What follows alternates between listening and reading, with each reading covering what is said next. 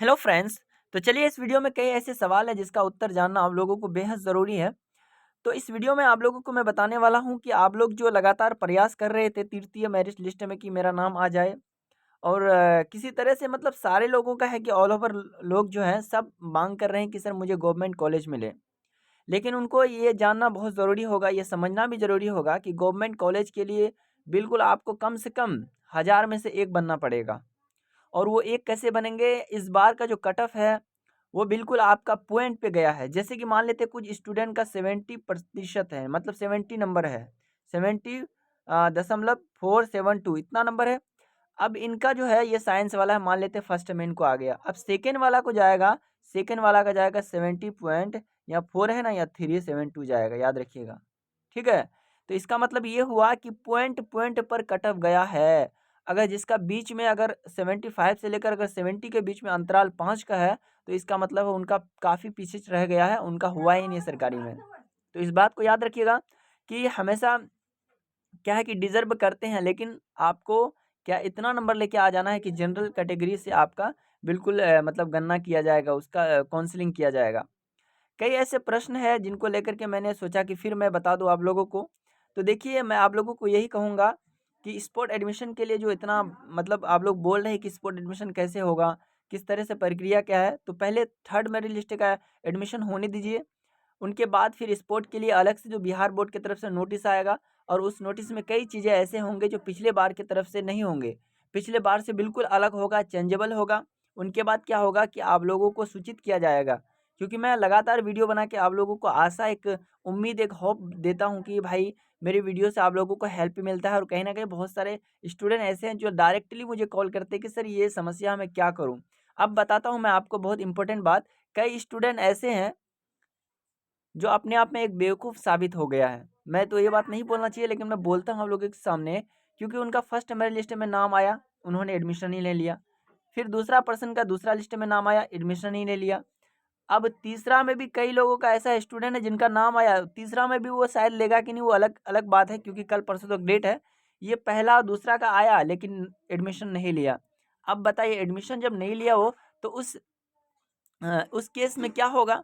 यही होगा कि उसकी अर्हता यानी उसकी जो मान्यता है, उनका जो योग्यता है, शैक्षिक जो आधार पर मेरिट है, वो मेरिट उनका क्या होगा, मेघा की रद्द हो जाएगा। यानी एक सीट जो है उनका ख़त्म हो जाएगा, वो ना ही स्पोर्ट में भी भाग ले सकता है।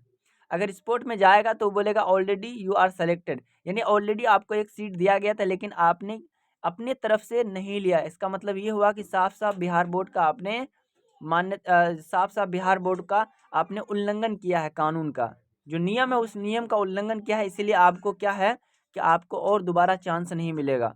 चांस उन लोगों को मिलेगा जिन लोगों ने काफ़ी ज़्यादा प्रयास किया है, किसी भी मेरिट लिस्ट में नाम नहीं आया, उन लोगों का होगा। अब कुछ स्टूडेंट ऐसे हैं जो कि लगातार मुझे कमेंट कर रहे हैं कि सर मेरा सरकारी हुआ है, एडमिशन भी मैंने ले लिया है, बट मुझे नाम कटाना है। अब देखिए, ये सबसे मैं क्या बोलूँ, अच्छी बात तो नहीं है। सबसे मतलब क्या है कि एक तरह से क्या बोलूँ मैं, कि उस तरह का स्टूडेंट भी हमारे पास है, और वो स्टूडेंट बोलते हैं कि सर नाम कैसे कटाएँगे, इसका कोई उपाय, कोई तरकीब, कोई आइडिया है, आप बताइए मुझे। तो देखिए, इस तरह के बहुत सारे स्टूडेंट हैं, अगर नाम कटा था तो एक सीट आपके लिए होगा। लेकिन इसी कड़ी में बहुत सारी ऐसी बातें हैं जिसको जानना भी ज़रूरी होगा। देखिए, स्पोर्ट का मसला ये है, मैं कई दिनों से इस पर सवाल करता हूँ, आप लोगों से इसका जवाब मैं खुद से बना के देता हूँ। तो देखिए, इसका एक ही रास्ता है कि स्पोर्ट के लिए आप कई जगह आप क्या करें, आवेदन दें। जैसे 3-4 डाइट में जाकर के आवेदन दें। आवेदन का मतलब ये हुआ कि आपका score card, final all over rank वगैरह ये सब मेरिट वेरिट जितना भी है आपके पास डॉक्यूमेंट्स, डीएलएड से संबंधित सारा चीज़ को दीजिए वहाँ पर।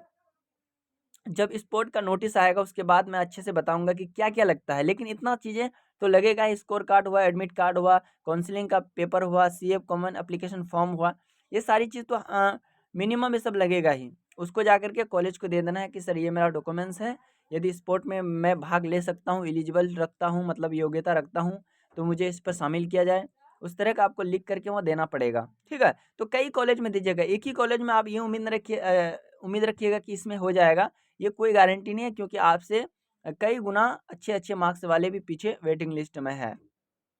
तो इस बात को आप समझने का प्रयास करिएगा।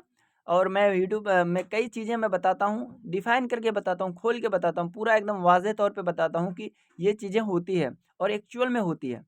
जो पिछले ईयर का जो बच्चे थे जैसे 22 से 24 सेशन का, उसमें जो आपका एंट्रांस हुआ था, वो एंट्रांस मतलब मिनिमम एंट्रांस हुआ था। जैसे कि मैं बताना चाहूँगा, टोटल सीटें कितना है? आप लोगों को मालूम होगा, गवर्नमेंट कॉलेज में आपका 9,100 सीट, ठीक है। प्राइवेट में कितना है? आई थिंक 21,000 सीट, ठीक है। गवर्नमेंट में 9,100, प्राइवेट में कितना है? 21,000 सीट।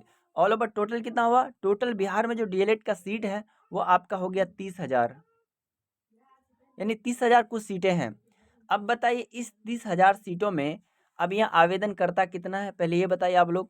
30,000 सीटों में आवेदन करता है आपको आई थिंक 5 लाख से तो कम नहीं होगा, है ना? पूरे बिहार के अंदर 5 लाख आवेदन किया होगा लोगों ने, और इन 5 लाखों में से आप किस कैटेगरी में है वो भी बहुत मैटर करता है। अब मान लिए कि आपका ईबीसी में है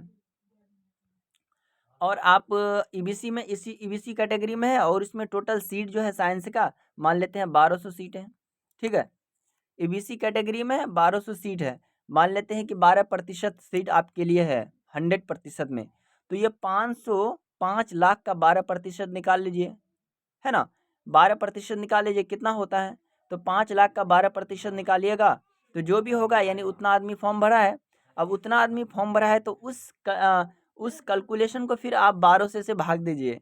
अगर 12 से भाग देंगे जितना आएगा, इसका मतलब हुआ कि आप उतना स्टूडेंट को पीछे करेंगे तभी एक सीट आपके हाथ में हो सकता है, अन्यथा आप काफ़ी पीछे चले जाएंगे। एक स्टूडेंट का यहाँ पर मेरे सामने जिसमें लिख रहा हूँ मैं, वो एक मेरिट लिस्ट है, इंटीमेशन लेटर है, इनका मैं दिखाना चाहूँगा। यहाँ पर देख सकते हैं, आज ही मैंने इसका डाउनलोड किया हूँ, ठीक है। देखिए 23 से 25 है ना, बारकोड संख्या सबको दिया हुआ है। क्या है? मिलनिया टीचर ट्रेनिंग कॉलेज, राधानगर कस्बा, ये बच्ची का हुआ है राधानगर कस्बा।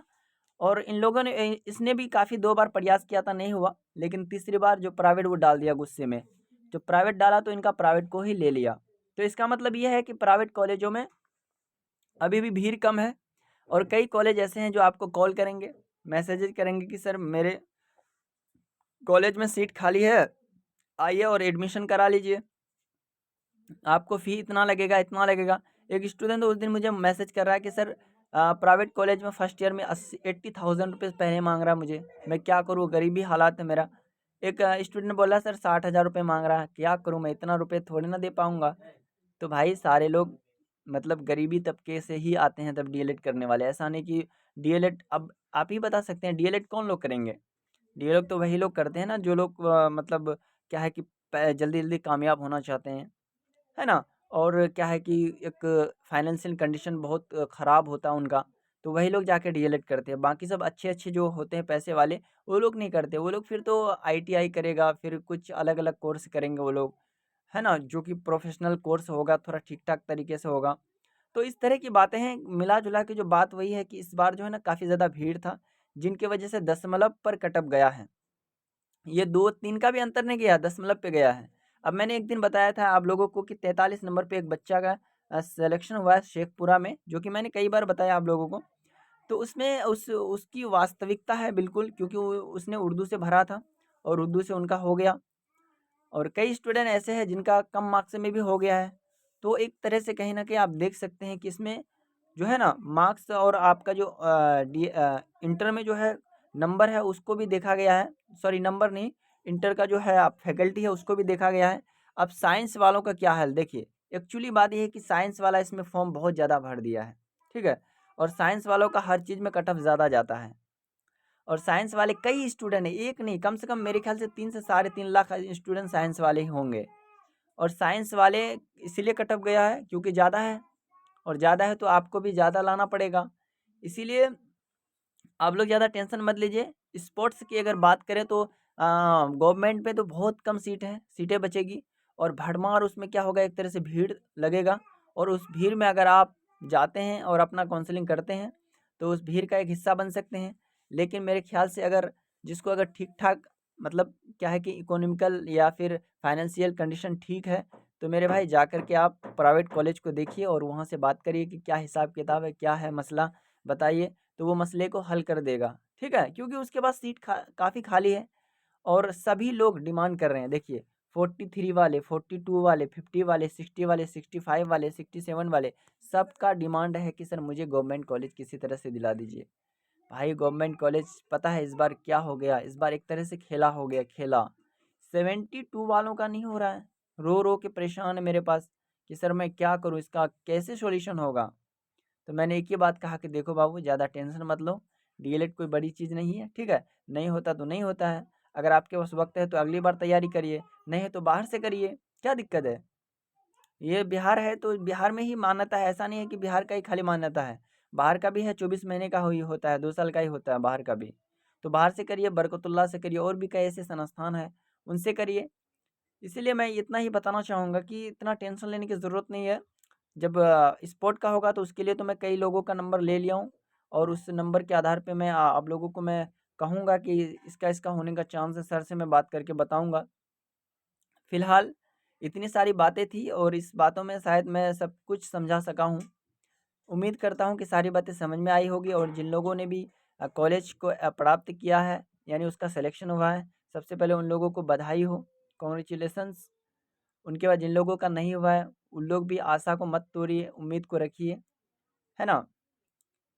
कतरा कतरा से दरिया बनता है, इसीलिए आप लोग थोड़ा सा ध्यान से कोई भी कॉलेज में कर लीजिए, आराम से हो जाएगा।